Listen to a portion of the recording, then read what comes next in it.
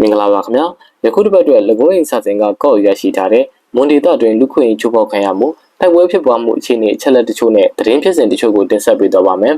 ပထမဆုံးတင်ဆက်ပေးသွားမှာကမွန်ပြည်နယ်မူတော်မြို့နယ်ရှိစစ်ကောင်စီကလှုပ်ဆောင်နေတဲ့စိတ်ကမ်းနဲ့လေရင်ကွင်းစီမံကိန်းမှာလူနေအိမ်နားထိမြေကြီးတူးရောင်းစားနေကြတာကြောင့်ဒေသခံတွေအခက်အခဲကြုံနေရတဲ့အကြောင်းပဲဖြစ်ပါတယ်ယခုလဆန်းပိုင်းကနေစတင်ပြီးလမ်းပိုင်းလုပ်ငန်းလှုပ်ဆောင်နေတဲ့ဝန်ထမ်းတွေ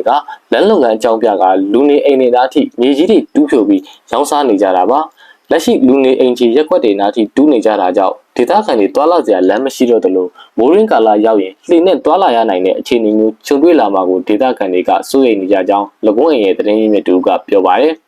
်လူကြီးတွေမလာတာကြပြီးအောက်ခြေကလမ်းလုံးနေသူတွေကလူတွေအိမ်နားထိတောင်မြေကြီးတွေအကုန်ဖြူချပြီးရောင်းစားနေကြတာကန်တွေဖြစ်နေပြီးမူရင်းဘလို့တွာလာရမလဲအခုတောင်ဖုန်းတစ်ထောင်ထောင်နဲ့တက်ကြီးတွေအိုတွေအတွက်ကျမ်းမာရေးမကောင်းတဲ့အထိဖြစ်ကြရတယ်စီးမဲ့ကမ်းမဲ့လုံးနေကြတာတားမိုက်လူရဲ့မရှိတော့ဘူးလို့ဒေသခံသတင်းရင်းမြစ်က၎င်းအိမ်ကိုပြောပါတယ်လမ်းလုံသားတွေဘက်ကတူးဖြိုလိုက်တဲ့မြေကြီးတွေကဒေသခံတွေပိုင်ဆိုင်တဲ့ချမ်းမြေဧရိယာတွေပါပါဝင်နေတာတွေလည်းရှိနေပါတယ်လမ်းလုံငန်းလှုပ်ဆောင်နေတဲ့ဝန်ထမ်းတွေကဒေသခံတွေရဲ့နေအိမ်တွေနားထိတူးဖြိုထားတဲ့မြေကြီး6ဘင်းကားတစ်စီကိုကျပ်6000ကနေ8000အထိရောင်းစားနေကြတာပါပြီးခဲ့တဲ့နိုဝင်ဘာလကတည်းကစီမံကိန်းဧရိယာအတွင်းလမ်းဖောက်လုပ်နေတာနဲ့လမ်းလုပ်ငန်းဆောင်ရွက်မှုပြီးရင်တိစောက်ရေးလုပ်ငန်းတွေကိုဆက်လက်လှုပ်ဆောင်သွားမယ်လို့ဆိုထားပါတယ်စီမံကိန်းဧရိယာလမ်းအကျယ်အနေနဲ့ကြက်ရွဲကြီးရွာနဲ့ညောင်ကုန်းကြီးရွာတို့မှာပေ200ကျော်တဲ့အထိယူထားပြီးလမ်းပိုင်းမြေညှိတာမြေဖို့တာနဲ့ရေမြောင်းတူးလုပ်ငန်းတွေကိုစစ်ကောင်စီဘက်ကလှုပ်ဆောင်နေတာပါလမ်းဖောက်မြေတူးတာတွေကြောင့်နေအိမ်နဲ့စိုက်ခင်းတွေမှာဖုံမှုတ်တဲမှုတ်တွေတင်ကြံနေပြီးဒေသခံတွေအသက်ရှူကျက်တာအသက်ရှူမဝတာတွေဖြစ်ရတယ်လို့ဂျာတိတီးနှံစိုက်ခင်းတွေလည်းအထွက်နှုံကျဆင်းလာတယ်လို့ဆိုကြပါတယ်စစ်ကောင်စီကမူတော်မြို့နယ်ရှိမြေဧကပေါင်း4600ကျော်ကျယ်ဝန်းတဲ့မြေနေရာမှာနိုင်ငံတကာအဆင့်မီအပြည်ပြည်ဆိုင်ရာစိတ်ကမ်းနဲ့လေရင်ကွင်းအသစ်တိစောက်ဖို့ဆောင်ရွက်နေတာလည်းဖြစ်ပါတယ်နိုင်ငံတကာအဆင့်မီအပြည်ပြည်ဆိုင်ရာစိတ်ကမ်းကိုမူတော်မြို့နယ်ရှိဘလောက်ညောင်ဝိုင်းနဲ့ဝဲကလိကျေးရွာကြားမှာတိစောက်သွားမှာဖြစ်ပြီးလေရင်ကွင်းအသစ်ကိုတော့ကော့ပရန်ကျေးရွာအနီးမှာတိစောက်သွားဖို့စီမံနေတာပ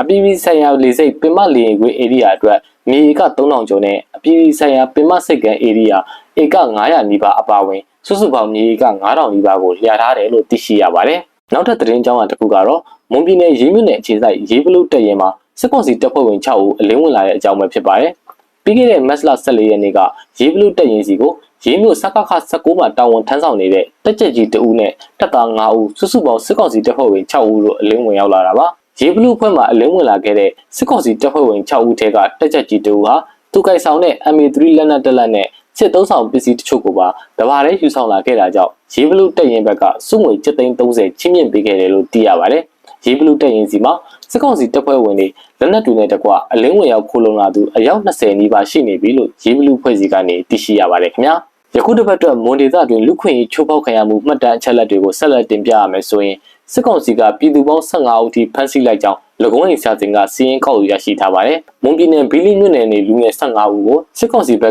ကယခုတစ်ပတ်တွင်ဖမ်းဆီးခဲ့တာဖြစ်ပါတယ်။မတ်လ9ရက်နေ့ကဘီလီမြို့နယ်ဇုတ်တုတ်ကျေးရွာလေးပိုင်းကိုစစ်ကောင်စီအင်အား20လောက်ရောက်ရှိလာပြီးနေအိမ်တွေအတွင်းမှာရှိနေကြတဲ့အသက်20ကနေ30ကြားအရွယ်ရှိအမျိုးသမီး3ဦးနဲ့အမျိုးသား6ဦးကိုဖမ်းဆီးလိုက်တာပါ။လာတူမတ်လ10ရက်နေ့ညနေပိုင်းမှာလည်းဘီလီမြို့ဘောလုံးကွင်းအနီးလမ်းပေါ်ကနေဆိုင်ကယ်စီးလာတဲ့လူငယ်6ဦးကိုစစ်ကောင်စီကထပ်မံဖမ်းဆီးလိုက်ပါတယ်။စစ်ကောင်စီကလူငယ်တွေကိုအခုလိုဖမ်းဆီးနေတာနဲ့ပတ်သက်ပြီးစစ်မှုထမ်းခိုင်းမှုတပ်သားတဲ့စုဆောင်နေတဲ့အနေနဲ့ပေါ်တောက်ဆွဲဖမ်းဆီးတာဖြစ်နိုင်တယ်လို့ဒေသခံသတင်းရင်းမြစ်တူကမှတ်ချက်ပြုပါတယ်။ယခုတစ်ပတ်တွင်၎င်းအိမ်ကကောက်ယူရရှိထားတဲ့အချက်လက်တွေအရမွန်မှာစစ်ကောင်စီကပစ်ခတ်လိုက်တာကြောင့်တေဆုံးခဲ့ရတဲ့လူငယ်2ဦးရှိခဲ့ပြီးတော်လှန်ရေးတပ်ဖွဲ့တွေဘက်ကပစ်ခတ်ရှင်းလင်းခဲ့တာကြောင့်စစ်ကောင်စီရဲ့နေထင်းရဲတူတေဆုံးခဲ့တဲ့ဖြစ်စဉ်တွေလည်းရှိခဲ့ပါတယ်။မူးတော်မြို့နယ်ကလော့တော့ကျေးရွာမှာဆိုင်ကယ်စီးနှင်းလာတဲ့လူငယ်2ဦးကိုစစ်ကောင်စီတပ်ဖွဲ့နဲ့ပြည်သူ့စစ်ပူးပေါင်းအဖွဲ့တို့ကတနက်နဲ့6ချက်ပစ်ခတ်တပ်ဖြတ်လိုက်တယ်လို့သိရပါတယ်။မတ်လ10ရက်နေ့မနက်တနာရီလောက်မှာလူငယ်2ဦးကိုစစ်ကောင်စီဘက်ကပစ်ခတ်လိုက်တာဖြစ်ပြီးဦးခေါင်းနောက်ကျောနဲ့လက်တွေမှာကြည်ဖောက်ဝင်ဒဏ်ရာနဲ့အခင်းဖြစ်ရနေရမှာပဲတေဆုံးသွားခဲ့တာလို့ဒေသခံတွေစီကနေသိရပါတယ်။တေဆုံးသွားခဲ့တဲ့လူငယ်2ဦးဟာကလော့တော့ကျေးရွာနေအသက်25နှစ်အရွယ်လူငယ်2ဦးနဲ့ကော့ပီထောကျေးရွာနေအသက်25နှစ်အရွယ်လူငယ်2ဦးတို့ဖြစ်ကြပါတယ်။စစ်ကောင်စီဘက်က၎င်းလူငယ်2ဦးကိုပစ်ခတ်ခဲ့တဲ့နေရာမှာပဲပစ်ထားခဲ့ပြီးမနက်ပိုင်းမှာတော့ဒေသခံတွေရဲ့အကူအညီနဲ့ကမာဝတ်တိုက်နယ်ကိုပို့ဆောင်လိုက်ပြီးနောက်အဲ့ဒီကနေတဆင့်ကလော့တော့ကျေးရွာတုတ်တံမှာတကြိုလိုက်ကြောင်းသိရှိရပါတယ်။တော်လိုင်းတပ်ဖွဲ့တွေဘက်ကစစ်ကောင်စီလက်အောက်ခံနေထင်း2ဦးကိုပစ်ခတ်လိုက်တာနဲ့ပတ်သက်ပြီးတင်ပြရမယ်ဆိုရင်ရေးမြို့နယ်မှာတာဝန်ကျနေတဲ့ရေးမြို့မှရဲစခန်းကနေထင်းရဲမျိုးသူဆိုသူကိုရေးဘလူးဖွဲ့ကပစ်ခတ်ရှင်းလင်းလိုက်တဲ့အကြောင်းပဲဖြစ်ပါတယ်။ မက်လ9ရက်နေ့ညနေ6နာရီလောက်မှာရေးမြို့ပါရမီကျောင်းလမ်းရှိဘီယာဆိုင်မှာစိုက်ထိုင်နေတဲ့နေထင်းရဲမြို့သူကိုရေးဘလူးအဖွဲ့ကတနက်နဲ့ဝင်ရောက်ပစ်ခတ်ခဲ့တာဖြစ်ပြီးဦးကောင်းတဲ့နောက်ကျော်ကြီးဖောက်ဝင်ဒဏ်ရာနဲ့တေဆုံးသွားခဲ့တာပဲဖြစ်ပါတယ်။အဆိုပါနေထင်းဟာတော်လိုင်းရဲအဖွဲ့တွေနဲ့ဆက်ဆက်နေသူတွေကိုဖမ်းဆီးဖို့သတင်းဆောင်စံတာစစ်မှုထမ်းတပ်သားတွေစုဆောင်းရန်အတွက်လူငယ်တွေကိုဖမ်းဆီးတာငွေကြေးကောက်ခံတာတွေကိုလှုပ်ဆောင်နေတာကြောင့်ဖြစ်ခက်ရှင်းလင်းလိုက်ရတာဖြစ်ကြောင်းရေးဘလူးအဖွဲ့ကနေအသိပေးပြောကြားထားပါတယ်ခင်ဗျာ။ဒါတော့တာဆင်မေးကြတဲ့တောတာရှင်များအားလုံးကိုစိတ်နှပြကျမ်းမာချမ်းသာကြပါစေလို့လကုံးအိမ်စာစဉ်ကနေစုမော်ကောင်းတောင်းပေးလိုက်ရပါတယ်ခင်ဗျာလာမယ့်သတင်းပတ်တွေမှာလည်းလကုံးအိမ်စာစဉ်ကတင်ဆက်ပေးသွားမယ့်သတင်းတွေကိုစောင့်မျှော်နှားဆင်ရင်မိမိတို့ရဲ့ကိုယ်ပိုင်ပြဋ္ဌာန်းခွင့်နဲ့အမျိုးသားဒန်းလူညီခွင့်များအတွက်အချင်းချင်းရိုင်းမင်းကူညီရင်တိုက်ပွဲဝင်သွားကြဖို့လကုံးအိမ်ဝိုင်းတော်သားတွေကတိုက်တွန်းနှိုးဆော်လိုက်ရပါတယ်အာနာရှင်တို့ရဲ့ဘေးဒုက္ခအမျိုးမျိုးကနေကင်းဝေးပြီးအာနာရှင်ကိုတော်လှန်မဲ့အရေးတော်ပုံအောင်မြင်ပါစေကြောင်းလကုံးအိမ်ဝိုင်းတော်သားတွေကကိုစားဆန္ဒပြုလိုက်ရပါတယ်ခင်ဗျာ